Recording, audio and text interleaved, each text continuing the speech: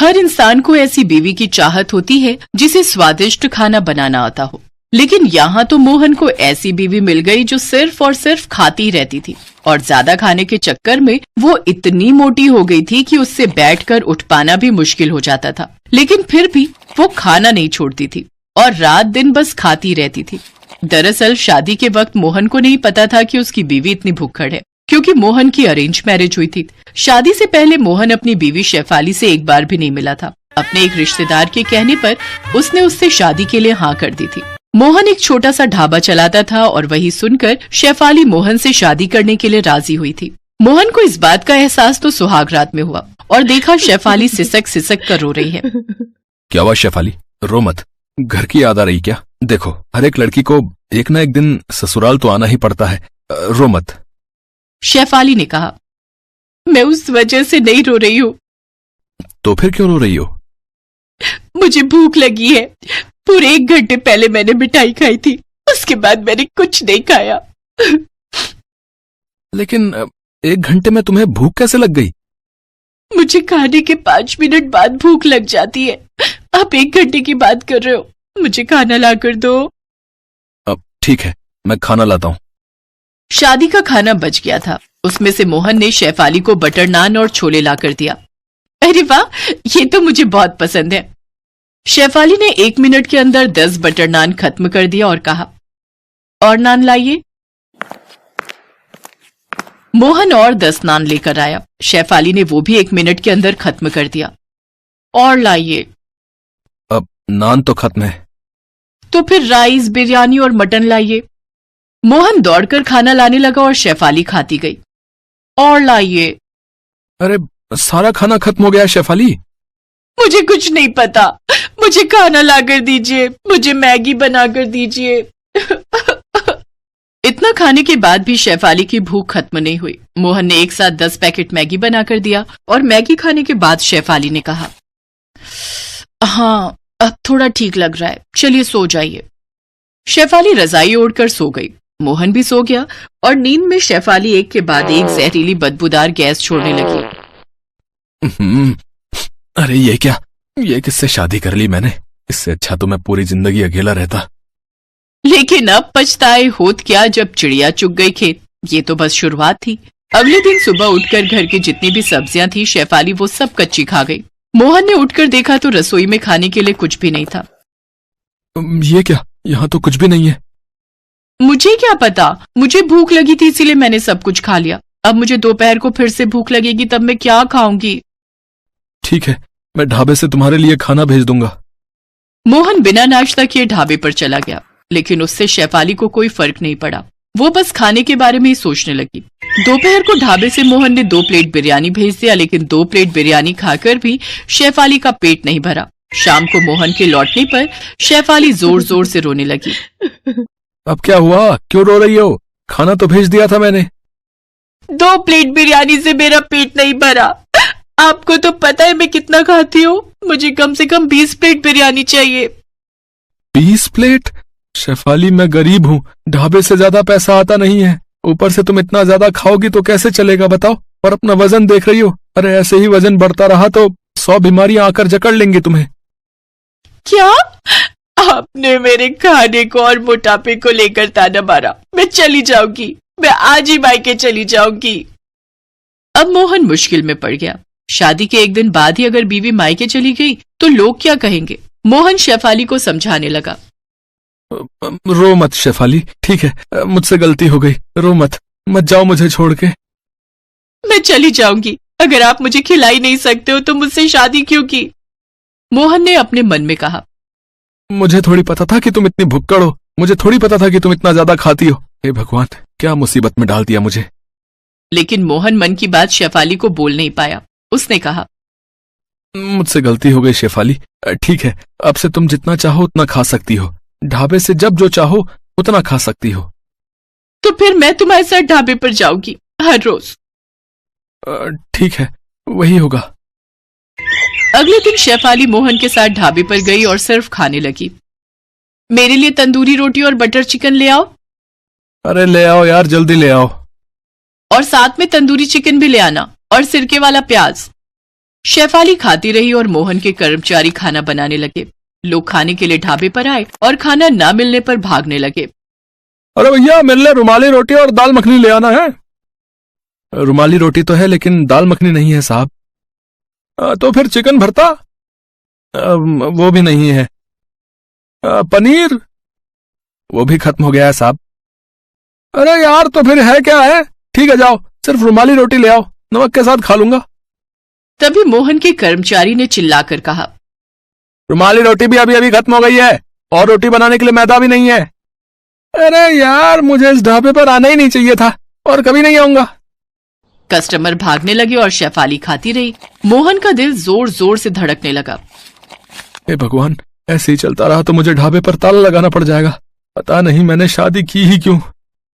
शाम को सारा खाना खत्म करने के बाद शेफाली सोने के लिए घर चली गई। मोहन मुंह फुलाकर ढाबे पर ही बैठा रहा। उसका कर्मचारी वहां आया। क्या सोच रहे हैं मालिक? तेरी शादी हो गई है? नहीं मालिक।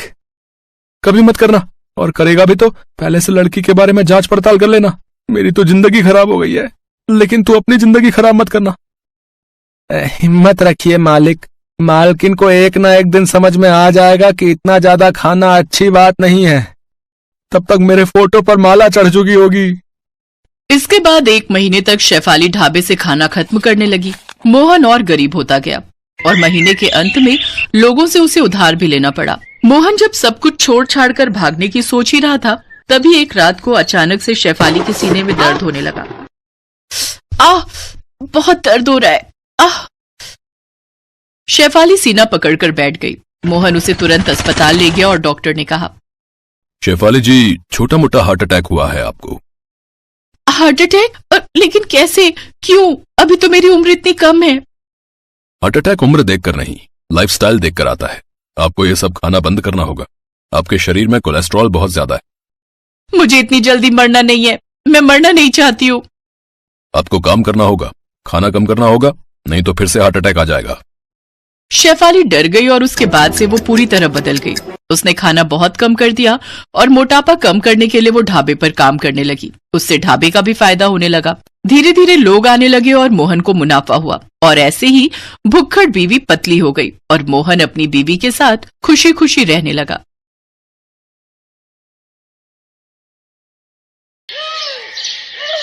शुभी के रिश्ते की बात चल रही थी। लड़के वालों का फोन आया।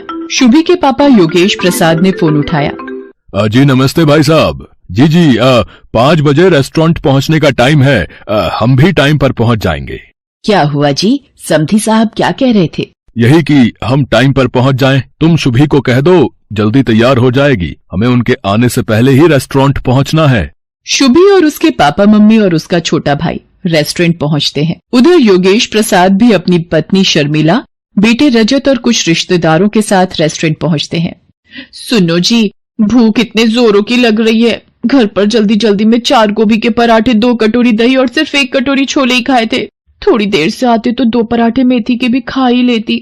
चुप भी करो शर्मिला, है थोड़ा धीरे बोलो। जो मन हो मंगवा लेना। अभी रेस्टोरेंट के अंदर तो चलो। विन्नी अपनी मम्मी के साथ अंदर पहुंचो, मैं राजेश के साथ आ रहा हूँ।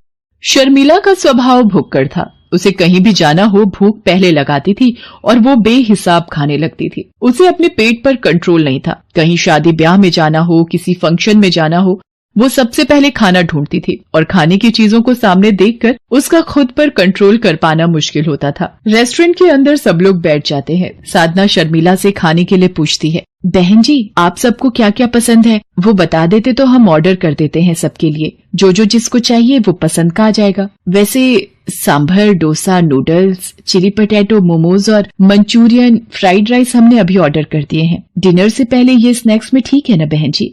अरे ये तो छोटी मोटी चीजें हैं बच्चों के मतलब की, ये तो मिनटों में हजम हो जाएंगी। आप एक काम कीजिए, 8 प्लेट छोले भटूरे, 6 प्लेट कचौड़ी आलू और 20 समोसे ठीक रहेंगे। ये सब मंगवा लीजिए। सुनो जी, इधर आना जरा। बंदे तो ये सिर्फ थोड़े ही आए हैं। 4 ये खुद घर के लोग हैं और 1 इनके ननद और नंदोई और उनके 2 बच्चे। पर ये इतना सारा खाना ऑर्डर क्यों कर रही हैं? शर्मिला जी शुभी की होने वाली सास है, कुछ बोल नहीं सकती। मैं ऑर्डर देकर आता हूँ। पंकज बेटा जरा मेरे साथ आओ। और फिर भुक्खड़ शर्मिला ने बिना कोई शर्म किए सब खाना मिनटों में चट कर दिया। फिर वैसे मीठे में अगर रबड़ी जलेबी और मिल जाए तो। जी जी बहन जी, मैं अभी ऑर्डर कर देता हूँ। पंकज बेटा, काउंटर पर बोल दो कि यहाँ के लिए जो गुलाब जामुन ऑर्डर किए हैं उनके साथ रबड़ी जलेबी भी भिजवा दें। वैसे तो मैं इतना खाती नहीं हूँ, पर आज मेरे बेटे की शादी पक्की हो रही है तो इसी खुशी में थोड़ा बहुत मैंने सोचा खा लिया जाए। आप सब जोर दे रहे थे तो मुझे खाना पड़ा। अच्छा योगेश प्रसाद जी, अब हम चलते हैं। और फिर कुछ दिनों बाद धूमधाम से शुभी और राजेश की शादी हो जाती है। शुभी शादी के बाद फेरा डालने जाती है। परिवार के सब लोग शुभी के साथ जाते हैं। शुभी, तेरे सास ससुर को जो भी पसंद है बता दे, मैं वही मंगवा भी लूंगी और काफी कुछ घर पर भी बना लिया है। अरे मम्मी, मेरे ससुराल वाले सब कुछ खा लेते हैं, आप चिंता मत करो। सुनो जी, भूख के मारे आते निकल आई हैं। नाश्ते में सिर्फ गोभी और पनीर की पकौड़े खाए थे ताकि थोड़ा खाली पेट रखूं तो यहाँ अच्छे से खा सकूं। ये चिप्स और ड्राई फ्रूट से भला पेट भरता है? विन्नी, सुन जरा देख कर आ, शुभी को रसोई में गए आधा घंटा हो गया है। मम्मी थोड़ा वेट करो, आ जाएगा कुछ न कुछ खाने के लिए, भूख पर थोड़ा कंट्रोल कर लो। लो आ गई भाभी। आप सबके लिए ये दही भल्ले मम्मी ने भिजवाए हैं। बस दही भल्ले ही बनाए हैं क्या या कुछ और भी? जी बहन जी, ये आपके लिए मैंने राज कचौड़ी भी बनाई है। शुभी बता रही थी आपको राज कचौड़ी बहुत पसंद है। वो तो मैं वैसे ज्यादा कुछ खाती नहीं हूँ। कभी कभी राजेश ऑफिस से आते हुए बनवा लाता है तो 1-2 चम्मच जबरदस्ती दे देता है तो खा लेती हूँ। वरना मुझे खाने पीने का इतना शौक नहीं है। शर्मिला को इस तरह से कहते हुए देख विन्नी और राजेश उसकी शक्ल देखकर हैरान रह जाते हैं। मम्मी अच्छा झूठ बोल रही हो, सबसे पहले चटकारे लेकर तुम ही खाती हो। शुभी, वो जरा हरी चटनी और पकड़ाना, और ये इमली वाली सौंठ तो बहुत ही स्वादिष्ट है। जी वो मम्मी घर पर ही बनाती हैं ये गुड़ और इमली की चटनी। साधना, एक काम करो, शर्मिला बहन जी को थोड़ी कचौड़ी और चटनी साथ में बांध कर दे दो। अरे योगेश प्रसाद जी, साथ में क्या करना है, खा तो लिया, इतना कुछ सबने है और अब सबका पेट भी भर चुका है। अब भाई साहब इतने प्यार से बोल रहे हैं तो थोड़ा पैक करवा लेते हैं। साधना बहन जी ने इतने प्यार से बनाया है तो उनका भी तो मान रखना बनता है। शर्मिला के स्वभाव के बारे में सब रिश्तेदार जानते थे, पर कोई भी शर्मिला के मुंह पर कुछ नहीं बोलता था। एक दिन शर्मिला की सहेली पुष्पा की बेटी की शादी थी। मेरी बचपन की सहेली है पुष्पा, आज देखो वक्त कैसे बीत गया, अपनी लड़की की शादी करने जा रही है। हमारे राजेश की शादी में भी वो आई थी तो हमें भी जाना चाहिए। मैं तो कहती हूँ हम पूरे परिवार के साथ शादी में जाते हैं, उसे अच्छा लगेगा। ठीक है शर्मिला, जैसा तुम ठीक समझो। शुभी और राजेश को भी कह दो एक बार साथ चलने को। सब लोग शर्मिला की सहेली पुष्पा की लड़की की शादी में पहुंचते हैं। बधाई हो पुष्पा, बेटी की शादी की बहुत बहुत खुशी हुई। शर्मिला, तुम सब परिवार आई हो, मुझे भी बहुत खुशी है। सब लोग डिनर करके जाना, तुम परिवार के साथ एंजॉय करो, तब तक मैं मेहमानों को देख लेती हूँ, ठीक है? विन्नी, मुझे तो बहुत तेज भूख लगी है। वो सामने स्नैक्स के स्टॉल है, चलकर कुछ खा लेते हैं। मम्मी, मैं अभी नहीं जा रही, अभी तो आए हैं, एकदम से खाना शुरू कर दे अच्छा नहीं लगता। माँ जी चलिए, मैं आपके साथ चलती हूँ। क्या खाएंगे आप? स्टॉल पर भीड़ है, आप यहीं रुको, मैं आपके लिए कुछ लेकर आती हूँ। शुभी शर्मिला के लिए डोसा स्टॉल से डोसा बनवाकर शर्मिला को दे देती है। शर्मिला शुभी से कहती है, शुभी वो सामने वाले स्टॉल से आलू चाट भी ले लेते हैं। माँ जी आप ये प्लेट पकड़िए, मैं लेकर आती हूँ। सरला, मैंने भी पता नहीं कैसी भुक्कड़ को शादी में बुला लिया। ये शर्मिला तो शुरू से ही भुक्कड़ है, जितने का शगुन का लिफाफा नहीं देगी उससे ज्यादा का तो ये अकेले ही खा लेगी। तुझे तो पता था कि ये शर्मिला अपनी भुक्कड़ आदत की वजह से जानी जाती है, फिर तूने क्यों बुलाया इसे शादी में? छी छी, ये पुष्पा आंटी माँ जी के लिए कितना गलत बोल रही है, और ये माँ जी के पास जाकर क्या बोल रही है। अरे पुष्पा, आओ ना, एक ने वाला डोसे का तू भी खा ले, शादी की भागदौड़ में तूने कुछ खाया नहीं होगा। शर्मिला, नहीं, अभी मुझे बहुत काम है। वैसे थोड़ा कंट्रोल करके खाना, ये तुम्हारा घर नहीं है, ये 5 स्टार होटल है। यहाँ पर हर प्लेट की गिनती होती है। 1600 रुपए की एक प्लेट है, ये तुम्हारी चौथी प्लेट है। तुम थोड़ा तो सोचा करो, किसी के यहाँ शादी में आकर इस तरह से व्यवहार करते हैं। इतने का तो तुमने मुझे शगुन नहीं डाला जितना तुम खा चुकी हो अब तक। मेरी बात का बुरा मत मानना, तुम मेरी बचपन की दोस्त हो, इसीलिए हक से कह रही हूँ। अब थोड़ा ध्यान से खाना, इसीलिए एक प्लेट में ले लेना जो लेना है। बार बार प्लेटें झूठी मत करना, पता चले अब प्लेटें कम पड़ जाएं और लड़के वालों को तुम्हारी वजह से भूखा जाना पड़े। चलो तुम खा लो, मैं चलती हूँ, और भी मेहमान आ रहे हैं। शर्मिला की आंखों में पहली बार आंसू छलक आए थे। उसे किसी ने मानो दिल पर चोट दे मारी हो। जो शर्मिला खाने को देखकर टूट पड़ती थी, आज उसके हलक से निवाला नहीं निकला जा रहा था। ये देखकर शुभी का मन खराब हो जाता है और वो गुस्से में आ जाती है और पुष्पा के पास जाती है। आंटी जी, एक सेकेंड, क्या आप मेरे साथ थोड़ा साइड में चलेंगे? मुझे कुछ बहुत जरूरी काम है। हाँ जी, बोलो, क्या काम है? आपकी हिम्मत कैसे हुई माँ जी का अपमान करने की? अगर आपकी बेटी की शादी का लिहाज ना होता तो शायद आप नहीं जानती कि मैं क्या कर देती। और हाँ, इस 5 स्टार होटल में खाना खाने का जितना भी बिल बना है आपके बैंक अकाउंट में अगले 1 घंटे तक मैंने नहीं पहुंचा दिया तो मेरा नाम भी शुभी नहीं। चलिए माँ जी, अब हम यहाँ एक पल भी नहीं रुकेंगे। जहाँ मेरी माँ समान सासू माँ का अपमान हो वहाँ मैं एक पल भी खड़ी ना रहूं। सब लोग घर आ जाते हैं और घर आकर शादी से जल्दी लौटने की वजह जब सबको पता चलती है तो सब शुभी पर बहुत गर्व करते हैं। शुभी शर्मिला के गले लग जाती है। तभी शर्मिला कहती है, कोई सुनेगा? मुझे बहुत तेज भूख लगी है। शुभी, जरा अपनी मम्मी को फोन लगाकर बोल, हम कल खाने पर आ रहे हैं, वही राज कचौड़ी और गुड़ इमली की चटनी का स्वाद चखने। और शर्मिला की ये बात सुनकर सब खुशी से हंस देते हैं।